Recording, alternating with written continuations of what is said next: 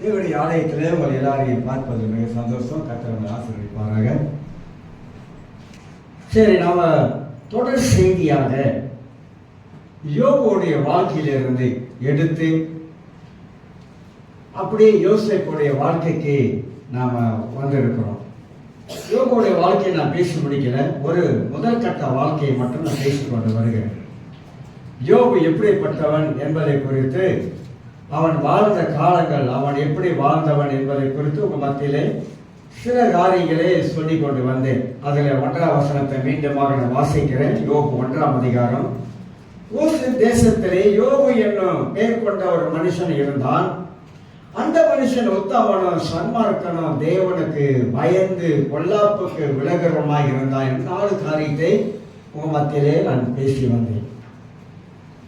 யோபு எப்படிப்பட்டவன் என்று சொன்னால் உத்தமன் என்று நான் உங்க மத்தியிலே பேசி வந்தேன். யோபு அவன் எப்படிப்பட்டவனாக இருந்தான் அந்த காலத்தில் அப்படின்னு கேட்டா, அவன் சன்மார்க்கனாக வாழ்ந்து வந்தான். தேவனுக்கு பயந்து பொல்லாப்புக்கு விலகானவனாக இருந்தான் என்று சொன்னான்.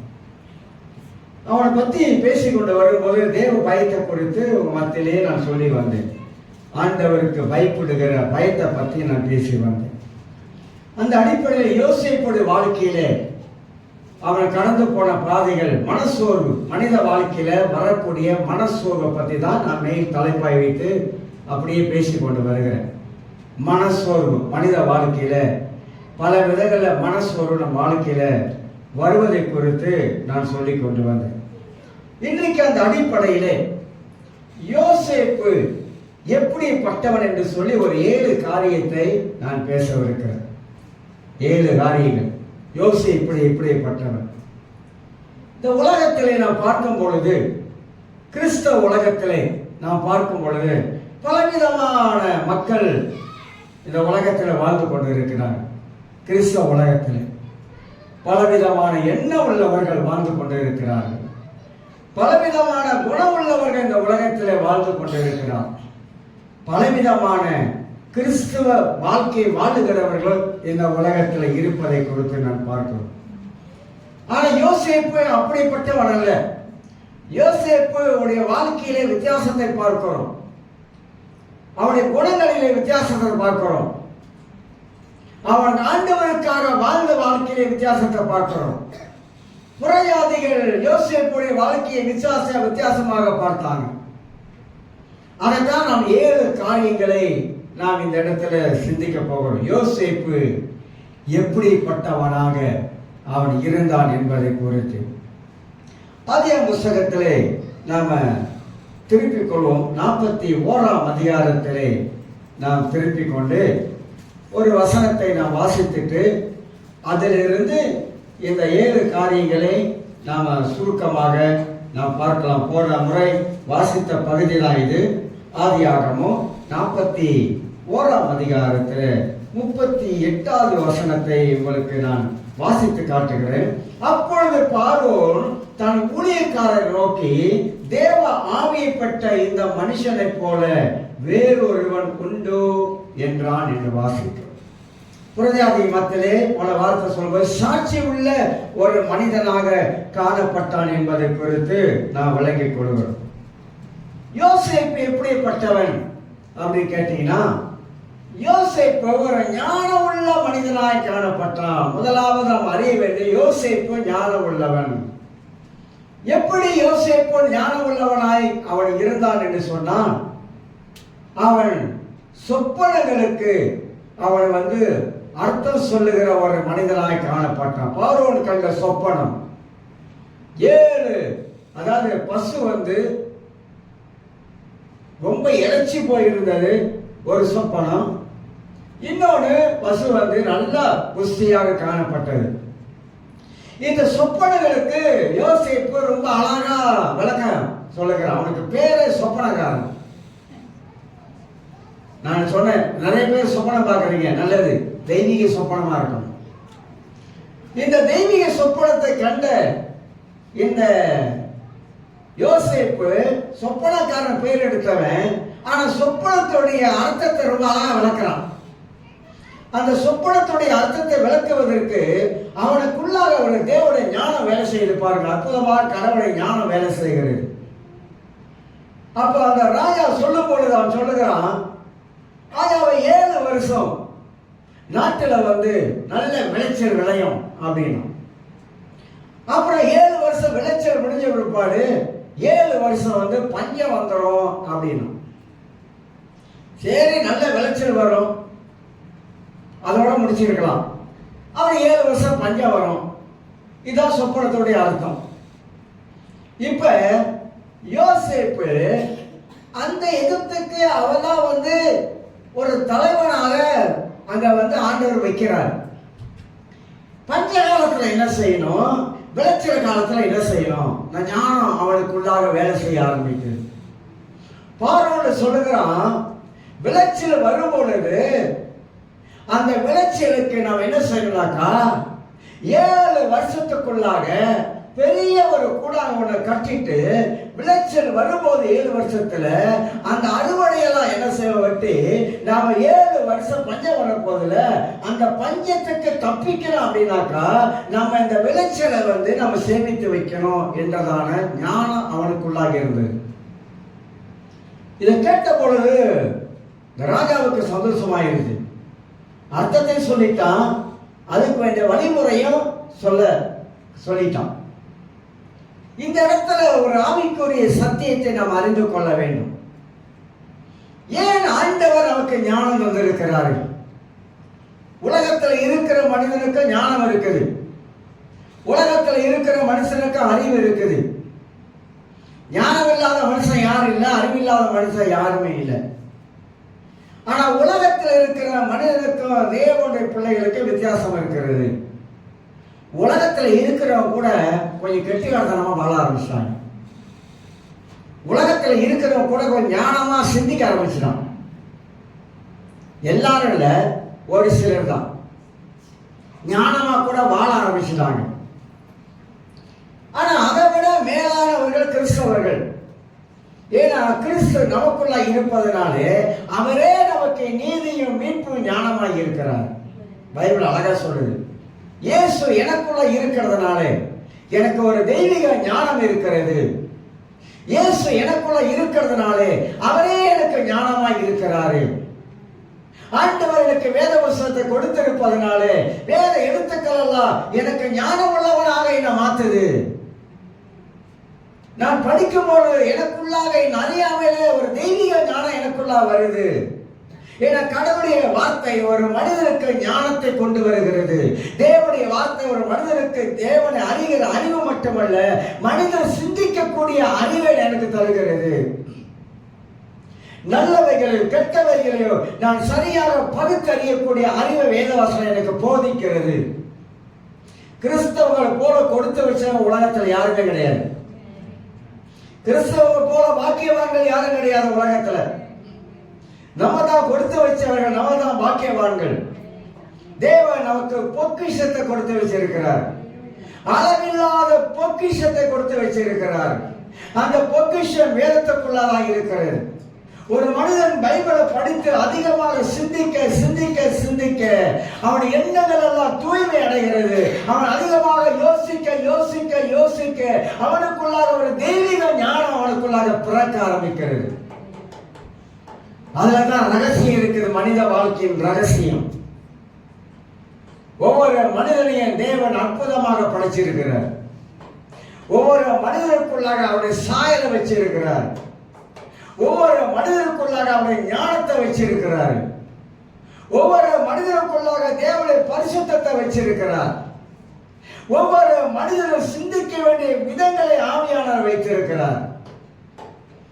அதனால் யோசேப்பு ஞானம் உள்ளவன், ஞானம் உள்ளவன், பலன் உள்ளவன் என்று பைபிள் போதிக்கிறது.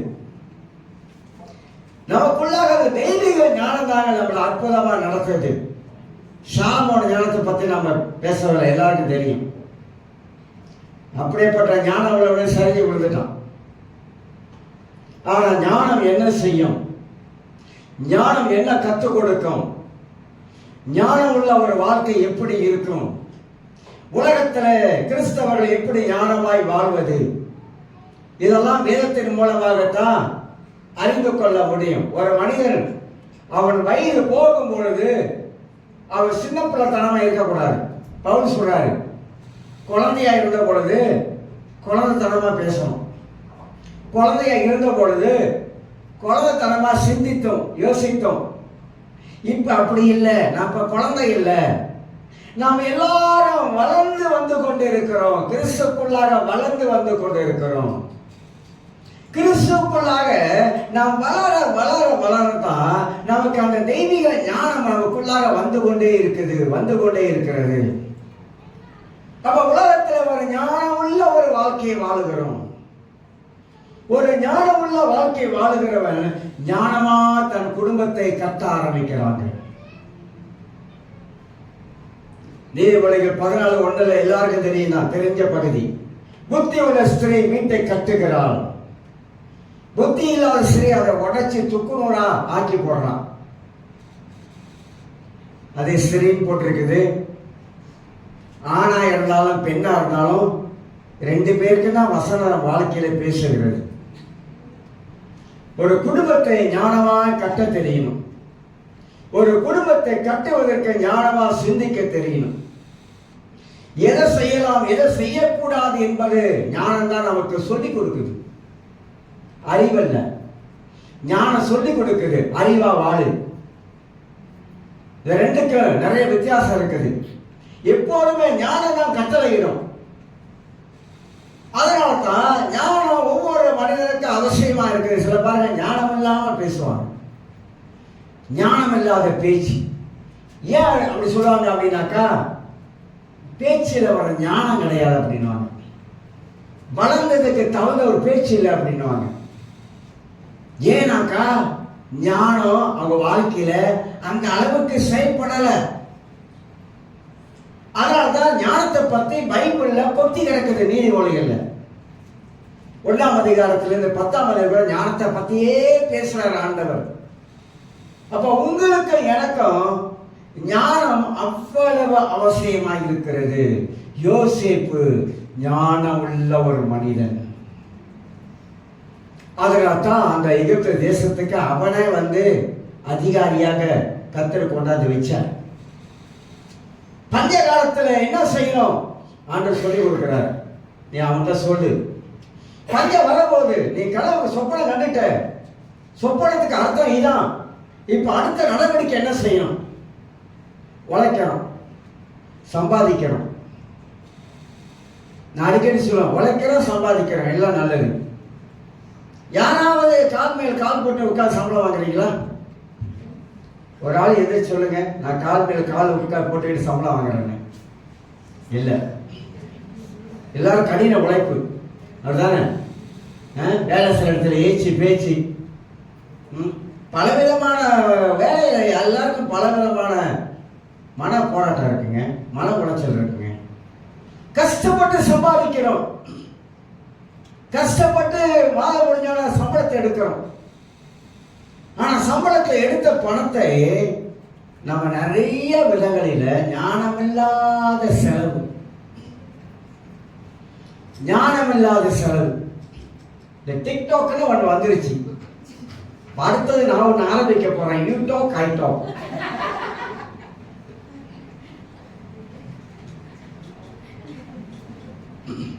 ஞானம் இல்லாமல் நம்ம செலவு பண்றோம், ஞானம் இல்லாமல் அகலமான ஒரு காலம் வைக்கிறோம். சில வேலை நம்மளை உசி போடுவாங்க, பார்த்துருக்கீங்களா? உசி போட்டுருவாங்க, அதை வாங்க இதை வாங்க. நம்மளா கடவுளுடைய பிள்ளைங்க தெரியுமா, இப்படி இருக்கக்கூடாது தெரியுமா, அப்படி உசி போட்டுருவாங்க. என்ன எத்தனை பேர் உசி போட்டாங்க தெரியுமா? என் ஊழியக்காரங்களே உசி போட்டாங்க. பழைய காடியே போச்சுட்டு இருக்கிற, காடியை மாத்து, காடியை மாத்து, காரை மாத்து. அந்த உசி போடுறதுக்கெல்லாம் நான் அஞ்ச மாட்டேன். எனக்கு தெரியும் உசி போடுறாங்க. நம்மளை ஏதோ புது காரை வாங்கி விட்டு கடைசியா மாசமாக அது அதுக்கு யாருமே காசு கட்டுறது? 9 வருஷம் காசு கட்டணும். நான் வாங்கின பத்தி சொல்ல, சோத்திரம் நல்லா இருக்கு இல்ல சொல்றேன்,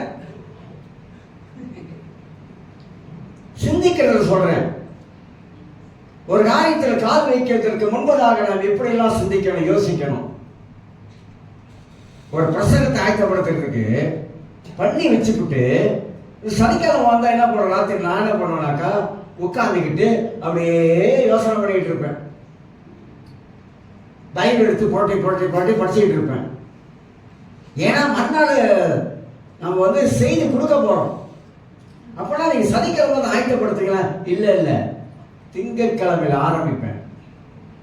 ஆனால் சனிக்கிழமை எல்லாத்தையும் கும்பல் பண்ணி வச்சுட்டு அதை உட்காந்து அப்படியே யோசனை பண்ணிக்கிட்டு, சிந்தனை பண்ணிக்கிட்டு, தியானம் பண்ணிக்கிட்டு, அதுலேருந்து நமக்கு என்ன ஒரு ரெவலேஷன் வருது, அதுலேருந்து என்ன ஆவியானவர் நமக்கு கற்றுக் கொடுக்கிறாரு, என்ன இதிலிருந்து பரிசுத்தாவை சொல்லிக் கொடுக்கிறார் என்பது அப்படியே கவனம் சிதறாமல் உட்கார்ந்துருக்குது. அதனால தான் நீங்க பார்த்தீங்கன்னா பிரசங்கம் பண்றதெல்லாம் எங்கேயோ எடுத்து அப்படிலாம் கிடையாது. என் மனதில் வருகிற சில முக்கியமான காரியங்களை எழுதுவேன்.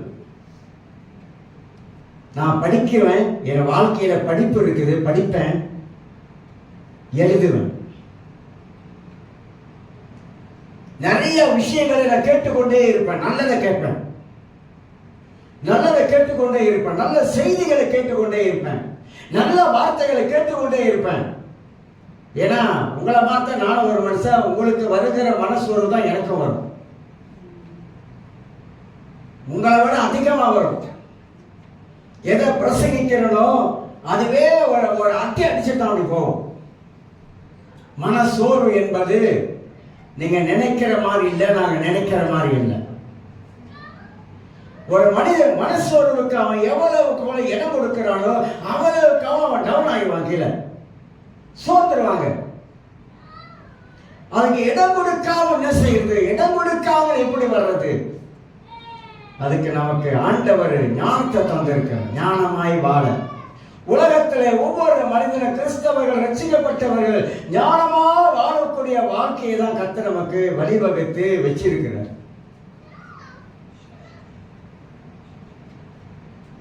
நான் சின்ன வயசுல இருந்து எங்க அம்மா எங்க அப்பா வந்து என்னை வளர்த்த விதங்கள்லாம் வேற, எங்க அம்மா என்னை வளர்த்த விதங்கள் வேற. எங்க அப்பா ரொம்ப கண்டிப்பானவர்.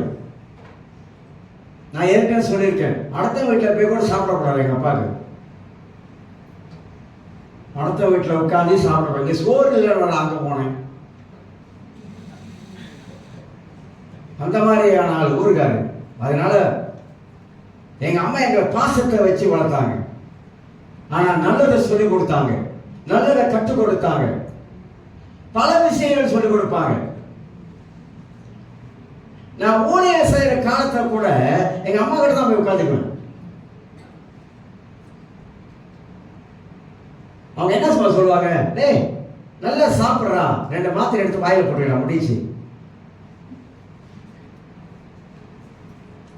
அந்த மாதிரி வார்த்தைலாம் ஒரு இப்ப பார்க்க முடியாது. ஆனா எப்போதுமே ஒரு தாய் தன் பிள்ளைக்கு எதெல்லாம் நல்ல வார்த்தைகளை சொல்றாங்களோ அந்த வார்த்தை தான் இந்த வரைக்கும் நம்மளை வாழ வைக்குது. அதுவும் தேவனுடைய வார்த்தையும். ஏன்னா குழந்தை பருவத்தில் வளர்ந்து வரும்போது அவனுக்கு தெரியுது எல்லாமே. ஆனா அவங்க சொல்ற வார்த்தையெல்லாம் நல்ல வார்த்தைகளாக நம்முடைய மனதில் விதைக்கிறாங்க. நம்மளும் வளர வளர நம்முடைய எண்ணங்கள் நல்ல எண்ணங்களாகவே மாறுது. அதான் நான் அடிக்கடி சொல்றேன், திருப்பி ஞாபகப்படுத்துறேன். பிள்ளைகளை பார்த்து சனியன,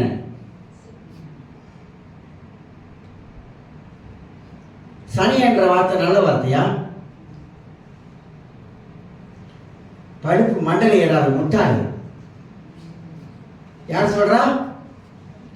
ஒன்னு அப்பா சொல்றாரு, இல்ல அம்மா சொல்லுவாங்க. அப்புறம் அப்பா இன்னொரு வார்த்தை பேப்பாடு, ஜாலியா இருறா.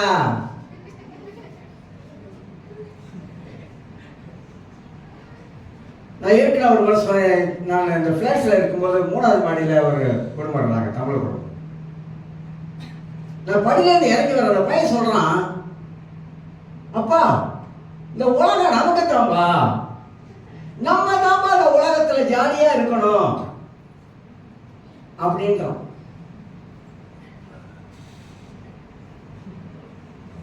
அப்ப நிறைய பேர் பிள்ளைகளை வளரும் பொழுது அவங்க மனதில் விஷத்தை தான் நம்ம திணிக்கிறோம். விஷத்தை கக்கிறோம், வாயில விஷத்தை கக்கிறோம். இந்த விஷம் கக்க கக்க கக்க அந்த விஷம் அவனுடைய சரீரத்தில் ஏறிக்கிட்டே இருக்குது. நான் சொல்றதெல்லாம் பைபிள் பிரகாரம் உண்மை. ஞானம் உள்ளவர் ஞானமா பேசுவான் பிள்ளைகிட்டத்துல.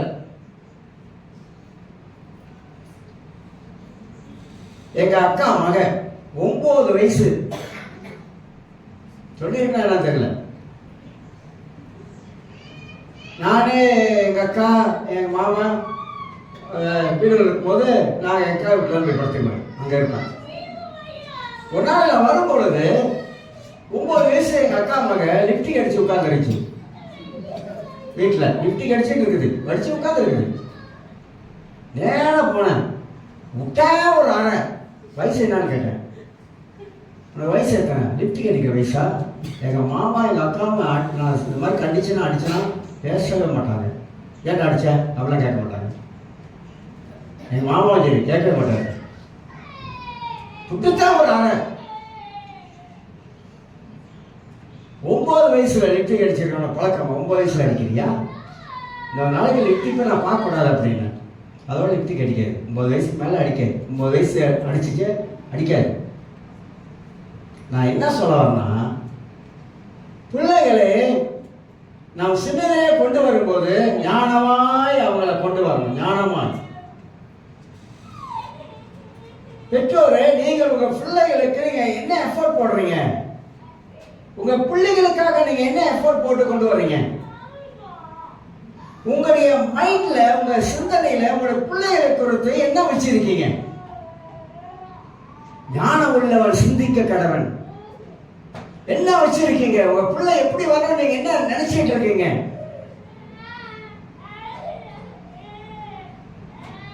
பிள்ளைகளுக்காக நீங்க வாழ்றீங்களா இல்ல உங்களுக்காக நீங்க வாழ்றீங்களா? கல்யாணம் பண்ணுவதற்கு முன்பதாக வாழ்க்கை வேற, கல்யாணம் பண்ணிட்டு பிற்பாடு வாழ்க்கை வேற. கல்யாணம் பண்ணி குழந்தையை பெற்றெடுத்த பிற்பாடு அந்த வாழ்க்கை இன்னொன்று.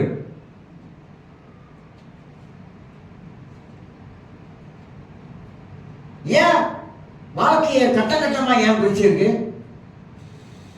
ஏன்னா திருமணம் பண்ணி பிள்ளைகளை பெற்றெடுத்த பொழுது அந்த தாயின் தகப்பனுக்கு மனசுல என்ன வருதுன்னா, பிள்ளைய நல்ல நிலை கொண்டு வந்துடணும், நல்லா படிக்க வச்சிடணும், நல்ல ஒரு ஆளாக்கிடணும், நம்ம கண்ணு முன்னாக பிள்ளை வந்து எல்லா விதத்திலும் சிறந்ததா இருக்கணும் அப்படின்ற ஒரு தாய் தகப்பனுடைய மனதில் இருக்கும்.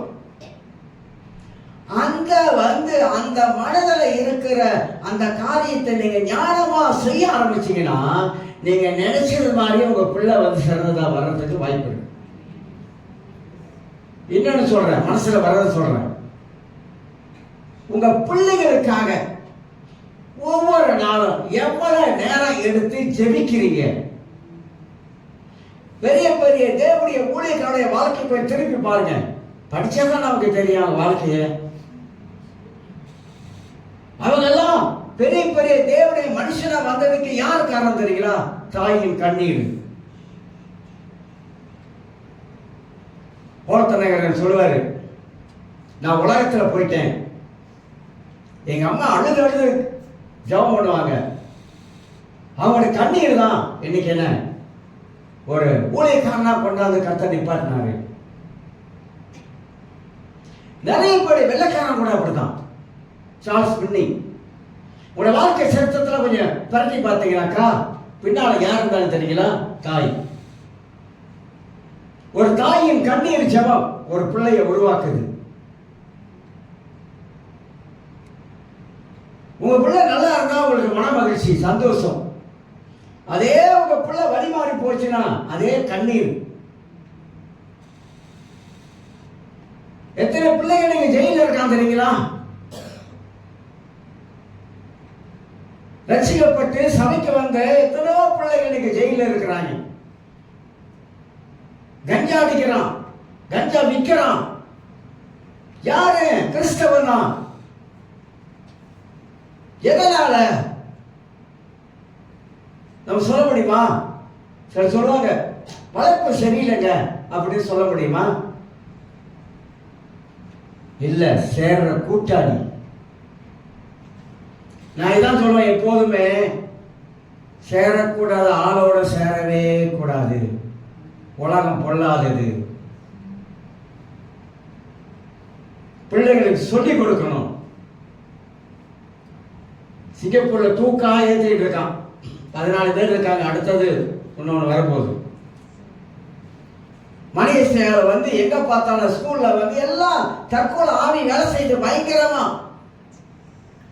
படிக்கிற பிள்ளைகள் மத்தியில பிசாசு, தற்கொலை ஆவி, மரணத்தின் ஆவி எல்லாம் பயங்கரமா வேலை செய்யுது. நம்ம பிள்ளைய நம்ம கண்ணுக்குள்ள வச்சிருக்கணும் அப்படின்னாக்கா, நம்ம பிள்ளைய கர்த்தருடைய ரத்தத்தால வேலை அடைக்கணும் அப்படின்னா, நம்ம பிள்ளைக்காக முழங்கால் படியிட்டு கண்ணீர் விட்டு, ஆண்டவரே என் பிள்ளைய உமக்காக அர்ப்பணிக்கிற ஆண்டவரே, உமக்காக ஒப்பு கொடுக்கிற ஆண்டவரே, இவன் வளர்ந்து வருகிற காலத்தில் அவன் நாமத்தை மகிமைப்படுத்துற ஆண்டவரே, அதனால அவனுக்காக ஜெபிக்கிறவனை பாதுகாத்துக் கொள்ளுகிறேன். எத்தனை தாயாரு இன்னைக்கு இந்த திருவிழத்து பந்தியில உங்க மனசை தொட்டு நீங்க சொல்ல முடியும்?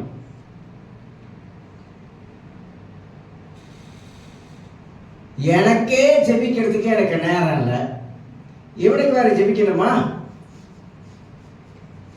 சொல்லுங்க. நம்ம ஜெபம் பிள்ளைய மாத்தும். நம்பிக்கை இல்லையா? விசுவாசம் இல்லையா? நம்ம ஜெபிக்கிற ஜெபம், நம்மளுடைய கண்ணீர் நிச்சயமாக நம்முடைய பிள்ளைகளை ஒரு நாள் மாத்தும். அந்த விசுவாசத்தோடு ஜெபம் பண்ணுங்க. நல்ல வார்த்தைகளை பேசுங்க பிள்ளைகளுக்கு. ஏய், நீ அறிவாளிடா, முட்டாள்களே அறிவாளிடா, உன்னால முடியும், உன்னால முடியும், உன்னால முடியும், உன்னால முடியும் அப்படி சொல்லி பாருங்க. உன்னால முடியும் சொல்லி பாருங்க. சொல்லிட்டு ஜெபம் பண்ணி பாருங்க. நிச்சயமாக உங்க ஜெபம் உங்க வாழ்க்கையில கிரியை செய்ய ஆரம்பிக்கும். நீங்களே ஆச்சரியப்படுங்க.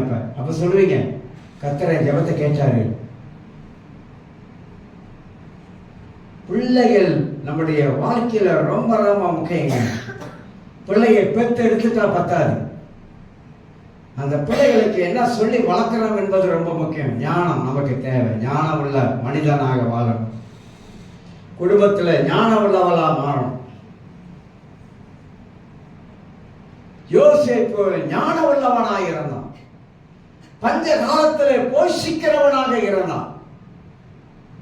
நீங்கள் அதுதான் உழைக்கிறோம், சம்பாதிக்கிறோம்.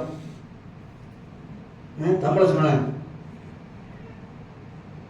கையில வாங்கின பணம் பையில போட்ட காசு போன இடம்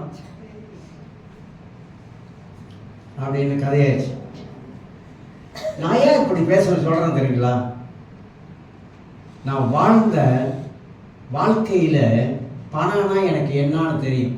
பணத்தை எப்படி சேமிக்கணும்னு எனக்கு என்னன்னு தெரியும். பணத்தை எப்படி மிச்சம் பண்ணணும்னு எனக்கு தெரியும். எதை வாங்கணும்னு எனக்கு தெரியும். எதை வாங்கக்கூடாதுன்னு எனக்கு தெரியும்.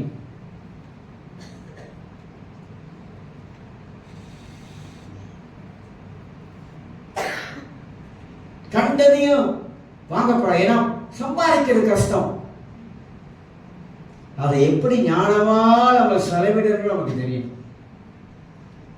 நீங்கள் உலகத்தில் இருக்கிறவனை போல வாழ முடியுமா? வாழ முடியாது. ஏன் வாழ முடியாது? அவன் உலகத்தில் இருக்கிறவனுக்கு பலவிதமான எண்ணங்கள், ஆசைகள், பலவிதமான காரியம் இருக்குங்க. கிறிஸ்தவ உடையவர்கள் அவங்க வாழ்க்கையில ஆசை இச்சைகள் எல்லாம் திரும்பி அடைஞ்சிருக்காங்க. அதுக்கு நல்லா கொடுத்தவன நல்லா சாப்பிட்டான், அதெல்லாம் நான் சொல்ல வரல. நல்லா இருக்கணும். ராஜாவுடைய பிள்ளை மாதிரி நல்லா இருக்கணும். ஆனா ஞானமாய் வாழ பழகணும். பின்னால நம்ம வந்து கண்ணீர் பிடிக்கக்கூடாது. குடும்பத்தை அழகா கட்ட தெரியும், நேர்த்தியா கட்ட தெரியும். குடும்பம் நல்லா இருந்தா தான் சபை நல்லா இருக்கும். சபை நல்லா இருந்தா தான் உலகத்துக்கு அது வெளிச்சமா இருக்கும். குடும்பம் சரியில்லாவிட்டா சபையும் சரியா இருக்காது. ஏன்னா அங்க இருந்தா எல்லாம் இங்க வர்றாங்க. குடும்பத்துல ஒரே சண்டையா இருந்தா அந்த குடும்பம் எப்படி இருக்கும் சொல்லுங்க? ஒரே சண்டை, எப்ப பார்த்தாலும் சண்டை சண்டை சண்டை சண்டை அப்படின்னு குடும்பத்துல இருந்தா அந்த குடும்பத்துல மகிழ்ச்சி இருக்குமா? சந்தோஷம் இருக்குமா? நிம்மதி இருக்குமா? வீட்டுல சாப்பிட்டா பாருங்க, ஆளுக்கு ஒரு தட்டு. நீ ஒரு தட்டு, நான் ஒரு தட்டு. ஆளுக்கு ஒரு தட்டை எடுத்துகிட்டு போட்டுக்கிட்டு ஆளுக்கு ஒரு பக்கம் உட்காந்துக்கிட்டு பக்கத்தில் ஒரு போனை நீட்டாக வச்சுக்கிறது. சாப்பிட்ற நேரம் சோத்தை பார்த்து சாப்பிடணும். அப்படி முடியலையாங்க. இப்போ இந்த போனை பார்த்துக்கிட்டு சோத்தை சாப்பிட்றாங்களா? அப்படியே இன்னைக்கு போன் இல்லைன்னா செத்துருவாங்க. போன் மட்டும் எனக்கு இல்லாம போயிடுச்சு வச்சுங்க, செத்துருவான் மனுஷன். வாழ்க்கை வாழ்வதற்காக, அந்த வாழ்க்கையை எப்படி வாழணும் என்பதுதான் பைபிள் கற்றுக் கொடுக்குது. நீங்களும் நானும் வாழ்வதற்காகவே. திருப்பி இன்னொரு ஷேப் போயிருந்தப்ப கணவன் மனைவி 2 பேரும் வராங்க. 2 பேரும் ஆளும் ஒரு லேப்டாப் எடுத்துட்டு வராங்க. நான் அவங்க இந்த மேஜில் உட்காருக்க, நானே இன்னொரு பார்சல் அந்த மேஜில் உட்காந்து சாப்பிட்றேன் ஃபுட் கோர்ட்டில். அவர் புருஷன் அங்கிட்ட ஒரு லேப்டாப் அப்படி திறந்தாரு, இவங்க அப்படி திறந்தாங்க. 2 பேரும் பேசிக்கல, இந்த லேப்டாப்பை தான் பார்த்துக்கிட்டு இருக்காங்க 2 பேரும். நானும் ரொம்ப நேரம் கவனிச்சேன், எல்லாத்துக்கு 2 பேரும் வந்தீங்க இப்போ கடைக்கு. வீட்டில் பார்த்தீங்களா அதே மாதிரி தான் பேச்சுவார்த்தை இல்லை. இப்போ வீட்டிலலாம் பேச்சுவார்த்தை எங்க? You talk I talk, I talk you talk அப்படின்னு சொல்லி அதுக்குள்ளேயே சம்பாஷணம் போய்கிட்டு இருக்குது. இப்போ வீட்டில் ஒரு கலகலப்பா பேசுவோம் உட்காந்து அப்படிலாம் இன்னைக்கு போச்சு, எல்லாம் குறைஞ்சிட்டே போச்சு. அதில் சண்டை போட்டுக்கிறாங்களா? அதை வேற சுவாரஸ்யம் அட்டை போடு போடு. உலகம் எங்கேயும் போச்சுங்க.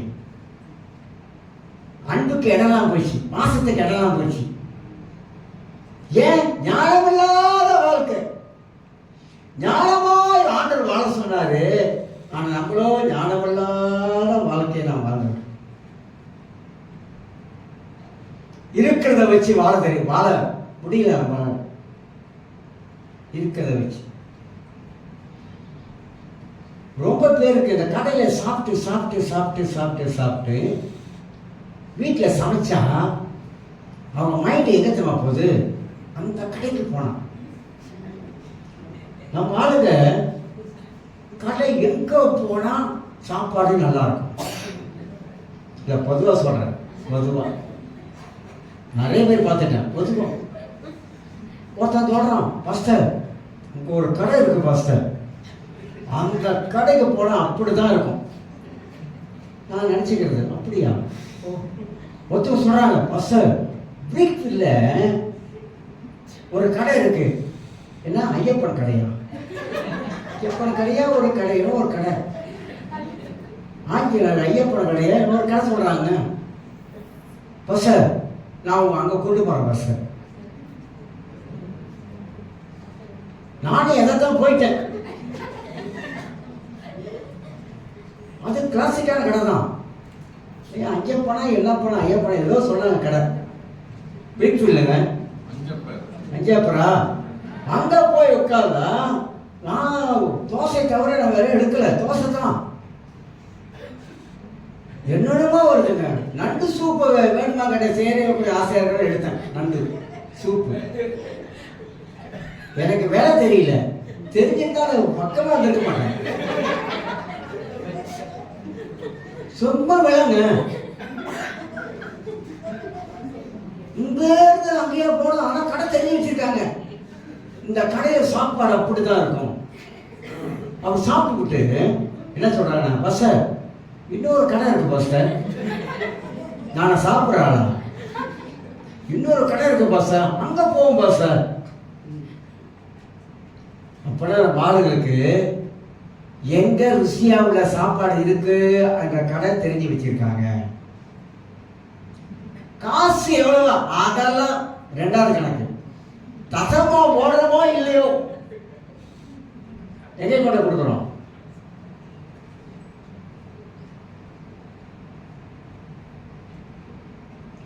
நான் அந்த காலத்துல கணக்கு பார்த்து வாழ்ந்தாலும் கணக்கு பார்ப்பேன். எல்லா விதத்துல கணக்கு பார்ப்பேன். கிறிஸ்துமஸ் வீட்டுக்கு போனா கணக்கு பார்ப்பேன். பெட்ரோல் எவ்வளோ, டோல் எவ்வளோ, எங்கெல்லாம் அங்கே யாராருக்கு என்னென்ன கொடுக்கணும், எவ்வளோ காசு கொடுக்கணும், எவ்வளோ கொடுக்கலாம், எவ்வளோ கொடுக்கலாம். அப்போ இதெல்லாம் மொத்த டோட்டல் எவ்வளவு வரும் கணக்கு பார்க்கிறாரு. எந்த ஒரு மனிதன் தன் வாழ்க்கையில கணக்கு பார்க்கிறாங்களோ அவங்க தான் ஞானம் உள்ளவங்களா இருப்பாங்க. அப்படின்னா என்ன சொல்றாரு, உங்களுக்கு ரொம்ப ஞானம் இருக்கா? நான் அப்படி சொல்ல வரல, அப்படி சொல்ல வரல. நான் என்ன சொல்ல வரேன்னா, ஒரு யோசேப்புக்கு எப்படி ஒரு தேவ ஞானம் இருந்து பஞ்ச காலத்துல வந்து போஷிக்கணும் என்பதற்காக அவன் சேர்த்து வைத்தான் பாருங்க, அதை சொல்ல வரேன்.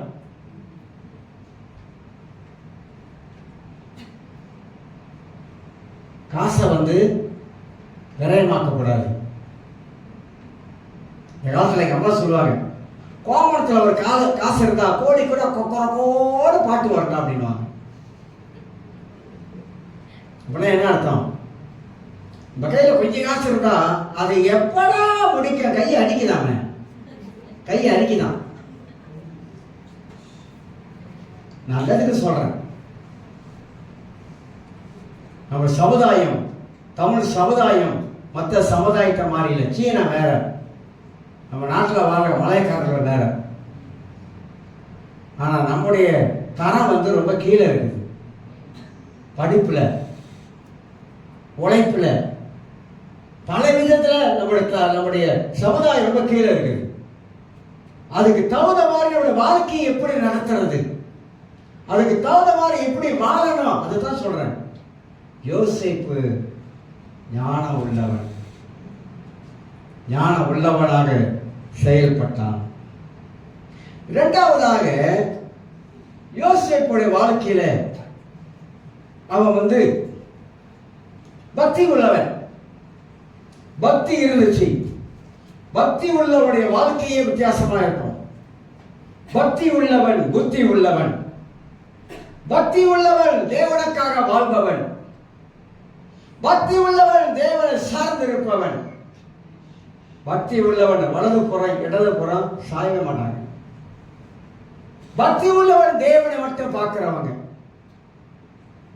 பக்தி எப்படி ஒரு மனிதனுக்கு வருது, எப்படி வருது? பக்தியை பத்தி நிறைய பேசலாம்.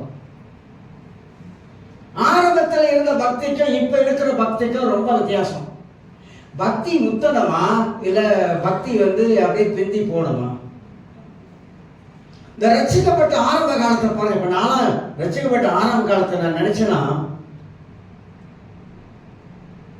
மோட்டார் பைக் வச்சிருந்தேன். 16 மோட்டார் சைக்கிள் பார்த்தேன். 16, 1 இல்ல 2 இல்ல 16 மோட்டார் பைக் பார்த்தேன். நம்புவீங்களா? என் மோட்டார் சைக்கிள்லாம் வித்தியாசமா தான் இருக்கும். ரைடர் ஒன்று பார்த்தேன். கடைசியா பிரேக் வச்ச பின்னால் ஜீசஸ் ரைட் ஏறி அப்படிலாம் செஞ்சு வச்சிருந்தேன்.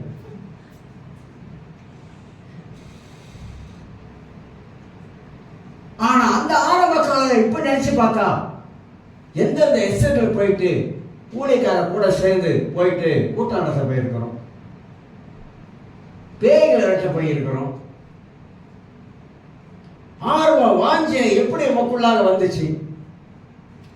ஜெபம். அன்னைக்கு நான் அதை செஞ்சதுனால தான் இன்ன வரைக்கும் என் வாழ்க்கையில் அதை விடவே இல்லை. அந்த ஆரம்பம் எப்படி இருந்ததோ அதே வேகம் தான் இன்னைக்கும்.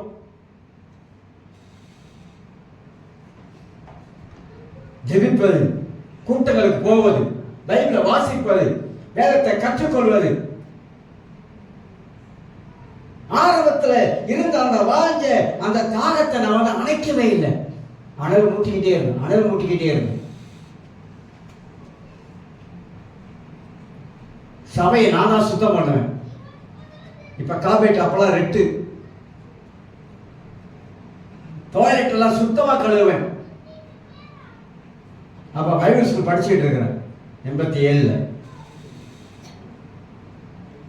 எல்லா வேலையும் செய்வேன். ஃபாஸ்டிங் எடுப்பேன். 40 நாள் 21 நாள் 21 நாள் ஃபாஸ்டிங் எடுப்பேன். இரவு ஜெபம். இன்னைக்கு இரவு ஜெபம்லாம் கண் மூடிடுச்சு, எல்லாம் தூங்கியாச்சு. அன்னைக்கு இரவு ஜெபம்.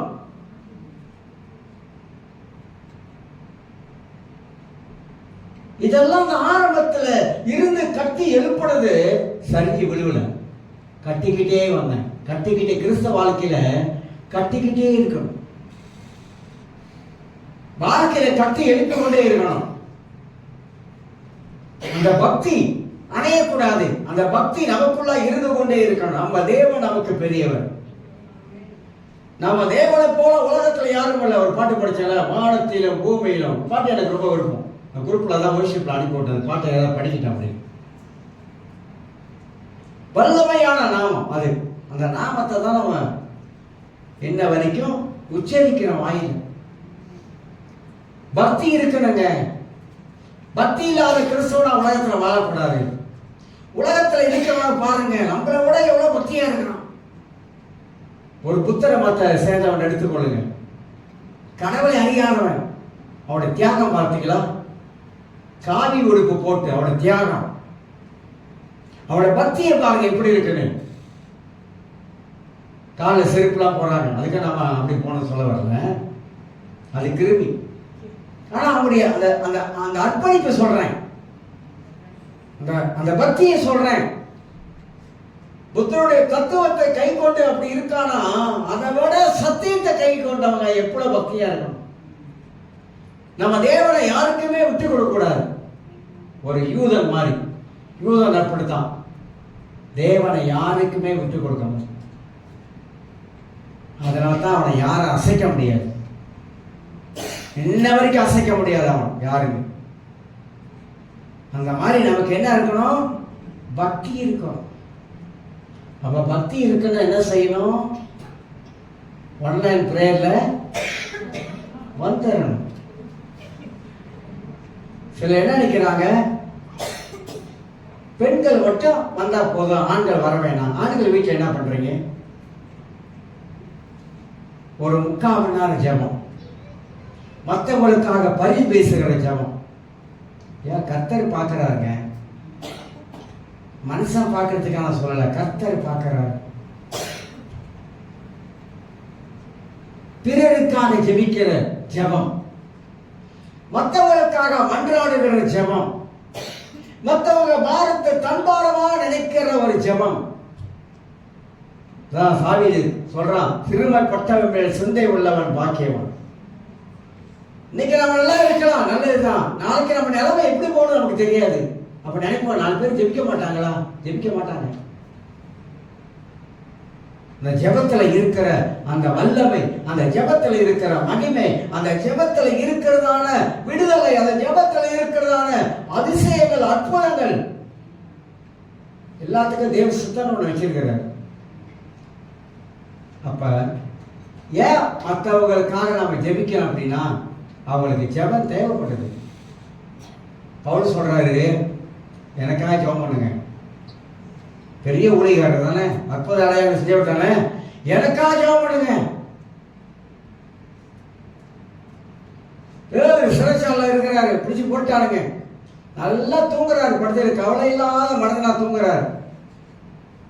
ரோதை வீட்டில் எல்லாரும் கூடி, ரோதை கூடி எல்லாம் டைனமிக்கா ஜெபம் பண்றாங்க. வீட்டில் கூடி மறுநாள் பேர் வெளியே வந்து கதவு தட்டுறாரு.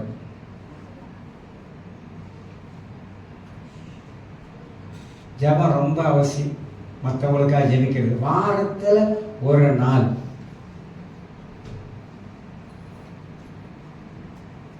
ஏன் நம்ம ஜெபிக்கிறோன்னா நம்ம கிட்ட கர்த்தர் கணக்கு கேட்பாரு தெரியுமா? வேதத்திலே இருக்குங்க. நம்ம ஜெபிக்கலாம், கர்த்தர் நம்மகிட்ட கணக்கு கேட்பாரு. அப்ப பக்தி உள்ளவர்கள் ஜெபத்தை விட மாட்டாங்க, அனலை விட மாட்டாங்க, கண்ணீர் சுத்த தயக்க மாட்டாங்க. யோசேப்பு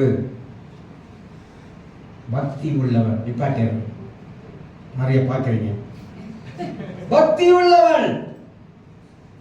பக்தி நமக்குள்ளாக பெருகி கொண்டே இருக்கணும். பக்தி வளரணும். பக்தி உள்ளவங்கள வாழணும். உலகத்தில் வாழும்போதே எனக்குள்ளாக ஒரு தேவ பக்தி இருக்குன்னு சொல்லணும். 2 தீமோத்தேயு 3:12 அன்றிய தேவ பக்தியாய் நடக்க மனதாய் இருக்கிற யாவரும். அன்றிய தேவ பக்தியாய் நடக்க, நான் கடவுளுக்கு பக்தியாய் இருக்கணும், நான் கடவுளுக்கு உண்மையாக இருக்கணும். எனக்கு மனதாக இருக்கிற யாவரும் வாழ்க்கையில துன்பங்கள் நிறைய வரும். துன்பங்கள் நிறைய வரும். நம் வாழ்க்கையில இந்த மனசோர்வு என்பது சாதாரணமானதல்ல. சாதாரணமானதல்ல. மனசோர்வு என்பது பயங்கரமானதுங்க. நம்மளை அப்படியே ஒட்டிக்கிறோங்க. மனசோர்வு தான் மனக்கவலை கொண்டு வருது. இந்த மனக்கவலை சில பேர் வெளியே சிரிப்பாங்க, உள்ள ரொம்ப கவலையா இருப்பாங்க.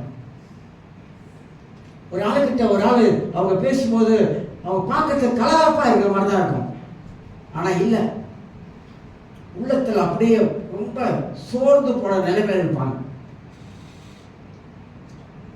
அந்த மாதிரியான சோர்ந்து போன இருக்கிறவங்களுக்கு தான் ஆண்டவர் ஜெபிக்க சொல்றாரு. ஜெபிக்க சொல்றாரு. அப்ப கிறிஸ்தவ வாழ்க்கை என்பது நிறைய போராட்டம் நிறைஞ்சதுங்க. இதற்கெல்லாம் பக்தி தேவை, ஞானம் தேவை, இதெல்லாம் தேவ சமூகம் தேவை. ஆண்டவரை பார்த்து தான் நம்ம கூப்பிட முடியும். கர்த்தர் தாங்க நமக்கு உதவி செய்ய முடியும். இங்க வருமா, அங்க வருமா, அப்படி வருமா, அப்படி வருமா, எங்கேயும் வராது. ஜெயம் கர்த்தரிடத்துல தான் வரும். அங்கத்தான் நமக்கு வெற்றி இருக்குது, அங்கத்தான் நமக்கு வாழ்வு இருக்குது, அங்கத்தான் விடுதலை இருக்குது, அங்கதான் சுகம் இருக்குது, அங்கதான் மன தேர்தல் இருக்குது, அங்கதான் மன அமைதி இருக்குது, அங்கதான் நமக்கு சந்தோஷம் இருக்குது. வேற எங்கேயும் இல்லை. எல்லாரும் எழுதியிருக்கோம். சோத்திரம்.